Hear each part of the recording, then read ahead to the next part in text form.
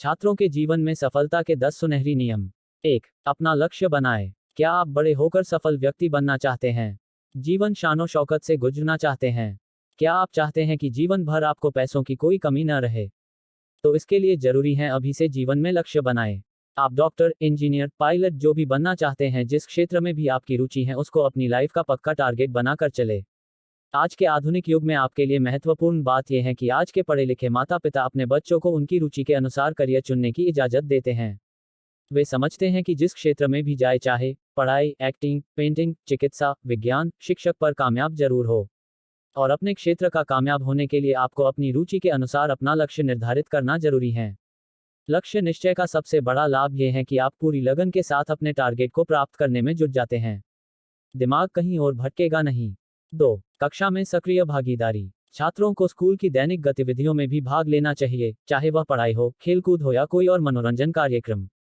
इससे आपको शिक्षकों व अन्य छात्रों के साथ अच्छे संबंध बनाने में मदद मिलेगी। आपको नई नई जानकारियां प्राप्त करने का मौका मिलता रहेगा। शिक्षा के साथ साथ देश और समाज के बारे में बहुत कुछ जानने का मौका मिलेगा। इस प्रकार आपका संकोच भी कम होगा। कक्षा में भी पढ़ाई के दौरान आप अपने आप को कॉन्फिडेंट महसूस करेंगे। अध्यापकों से संबंध भी मैत्रीपूर्ण हो जाएंगे व बिना किसी भय के शिक्षक से कोई भी सवाल पूछ सकेंगे। आप अध्यापकों से अपनी बात खुलकर कहना सीखेंगे, उनकी बात भी बड़े आराम से सीखेंगे। इस प्रकार से यह गुण आपके व्यवहार में शामिल हो जाएगा।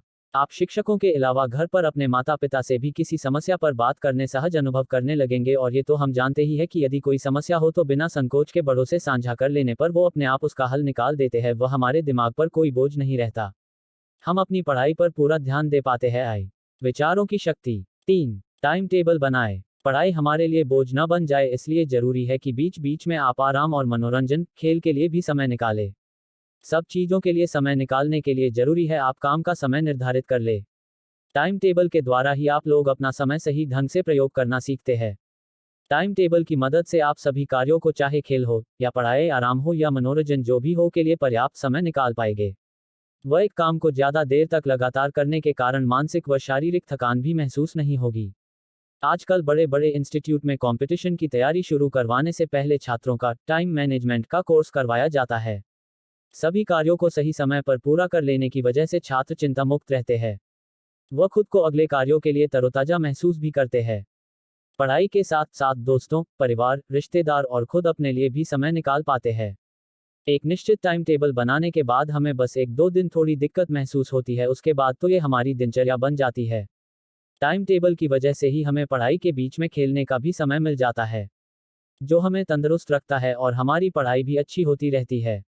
अच्छे टाइम टेबल की विशेषता ये होती है कि हम समय के साथ साथ इसे अपडेट करते रहते हैं, जैसे किस सब्जेक्ट को अधिक टाइम देना है, या पेपरों के दिनों में खेल कूद के समय में कुछ कटौती कर रिवीजन पर जोर दिया जाए आदि।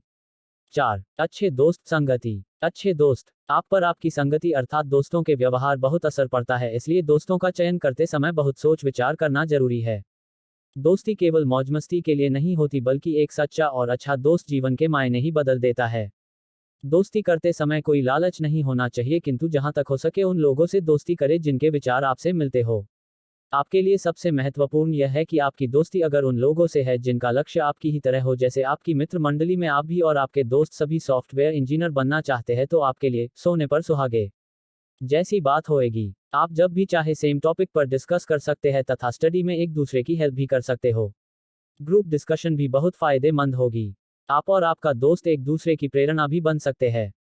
तो हमें भी ध्यान रखना है कि अच्छी संगत करें, क्योंकि बुरी संगत दीमक की तरह हमारा पूरा भविष्य नष्ट कर सकती है।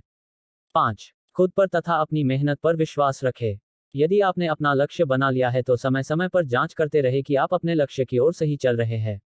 अपने छोटे छोटे लक्ष्य बनाकर उन्हें पूरा करने की जी तोड़ मेहनत करें। सबसे पहले तो सफलता असफलता को छोड़कर केवल पढ़ाई का आनंद ले। फिर अपनी गलतियों से निराश होने की बजाय उनसे कुछ सीखे और उन्हें सुधारकर आगे बढ़ते रहे। छोटी छोटी असफलताओं से अपना हौसला न गिरने दे। मशहूर वैज्ञानिक थॉमस एडिसन ने भी बल्ब खोजने के लिए बहुत बार प्रयास किए। इतनी असफलताओं के बाद यदि वे अपना प्रयास बंद कर देते तो आप आज भी मोमबत्ती या लैंप जलाकर बैठे होते। इसलिए जब तक मनचाहा परिणाम न मिले तब तक अपने प्रयास जारी रखने चाहिए, और यही विश्वास भरा प्रयास हमारी शक्ति बनकर हमें शानदार सफलता दिलवाएगा। You are the best. आप कर सकते हैं, ये विश्वास रखें और अपने माइंड में भी यही बिठा ले। इच्छा शक्ति के चमत्कार। 6. किताबें सच्ची दोस्त होती है।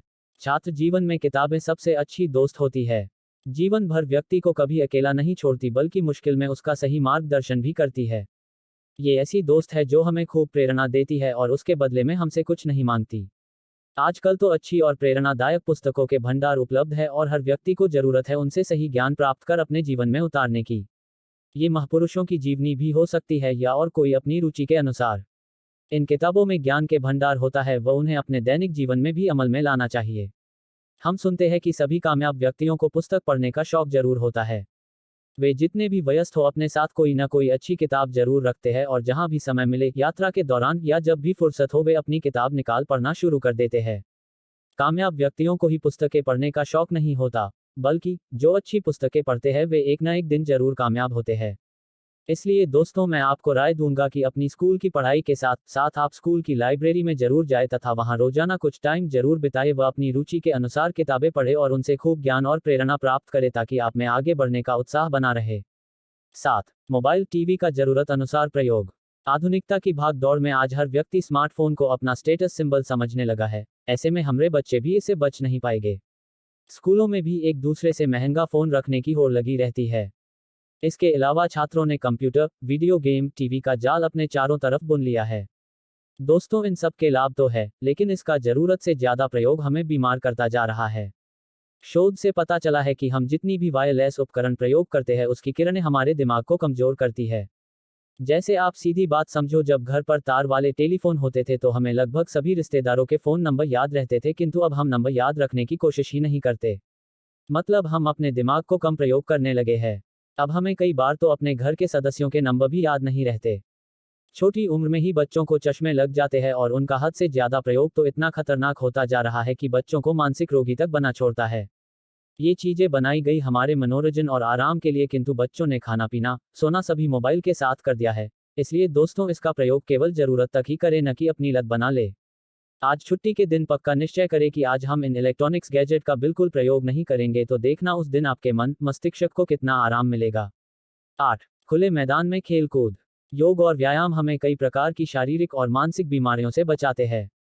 यह मन और शरीर को मजबूत बनाता है और उसमें आपसी संतुलन बनता है। छात्र जीवन में तो इसका महत्व और भी अधिक इसलिए है कि यह पढ़ाई के अतिरिक्त तनाव को कम करता है, साथ ही हमारे अंदर आत्मविश्वास पैदा करता है।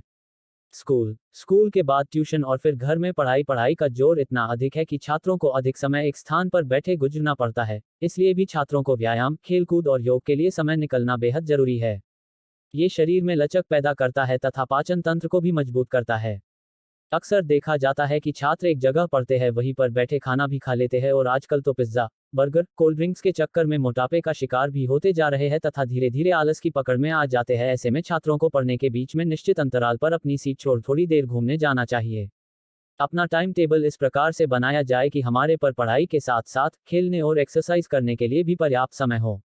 ये बात समझनी पड़ेगी कि यदि शरीर स्वस्थ है तो ही हम आनंद के साथ पढ़ाई भी कर सकेंगे। बुजुर्गों ने कहा भी है, तन चंगा तो मन चंगा। इसलिए खुली हवा में आनंद लीजिए, पार्क जाइए, साइकिल चलाइए, किसी भी प्रकार से शारीरिक गतिविधियों में नियमित भाग लीजिए और अपने आप को स्वस्थ रखिए। 9. सामाजिक और नैतिक शिक्षा। हमारे पड़ोसी और आसपास रहने वाले लोग ही मिलकर समाज कहलाते हैं। जैसे विचार हम सभी लोगों के होंगे वैसा ही हमारा समाज बन जाएगा। आज के छात्र कल के भावी नागरिक है। समाज के प्रति हमारे क्या कर्तव्य है इसका ज्ञान होना बहुत जरूरी है। छात्र जीवन सीखने की आयु है। इसी में हम जो अच्छे गुण अपना लेते हैं वे धीरे धीरे हमारे व्यवहार में शामिल हो जाते हैं और फिर यही गुण हमारा चरित्र बन जाते हैं। चरित्रवान व्यक्तियों का समूह एक अच्छे समाज का निर्माण करता है। आज का युग आधुनिक युग है। हम सभी पश्चिमी संस्कृति से काफी प्रभावित हो चुके हैं। इस डिजिटल युग ने हमारे खान पान, व्यवहार, रहन सहन और विचार सभी को बदल कर रख दिया है, जिसका लाभ होने की अपेक्षा नुकसान ही हुआ है। छात्रों को समाज के प्रति अपने कर्तव्यों को समझाना जरूरी है। हमें कैसे एक दूसरे से व्यवहार करना चाहिए। आपने माता पिता, बड़े बुजुर्ग, अध्यापकों का आदर सम्मान करना, आपने से छोटों को प्यार करना, समय से सोना, उठना, पढ़ना, किसी जरूरतमंद की मदद, आपने आसपास सफाई का ध्यान, शारीरिक स्वच्छता, अच्छे विचार, उच्च चरित्र निर्माण, ये सब नैतिक शिक्षा के ही अंग है। आजकल तो नैतिक शिक्षा को पाठ्यक्रम में शामिल किया गया है। शिक्षक भी महत्वपूर्ण भूमिका निभा रहे हैं। वे एक बेहतर उदाहरण बन छात्रों में देश प्रेम, समाज सेवा, परोपकार आदि गुणों की लौ जला रहे हैं। तो हमें भी अच्छे विचारों का अपना कर देश और समाज हित में आगे बढ़ाना है। 10. मेहनती और धैर्यवान। छात्रों को मेहनती होना चाहिए क्योंकि सभी जानते हैं, उद्यम बिना विद्या नहीं। जितने भी लोग कामयाब हुए हैं सभी ने दिन रात मेहनत की है। बिना मेहनत के केवल ख्याली पुलाव बनाकर कोई सफलता हासिल नहीं होती। मेहनत के साथ साथ धैर्यवान होना भी जरूरी है। ये जरूरी नहीं होता कि हर काम हर बार पहले प्रयास में ही हो जाए। जीवन में असफलता से घबराना नहीं और धीरज रखकर लगातार मेहनत के साथ अपना प्रयास जारी रखना चाहिए। मेहनत का फल मीठा होता है। बहुत बार जीवन में मेहनत के बाद भी निराशा हाथ लगती है। ऐसे में यदि हम अपने प्रयास बंद कर दे और हार कर बैठ जाए तो सब खत्म हो जाएगा। मेहनत और धैर्य ही ऐसे गुण हैं जो दोनों मिलकर हमें सफलता तक पहुंचाते हैं। दोनों एक दूसरे के पूरक है। जहां एक हो वहां दूसरे का होना भी जरूरी है।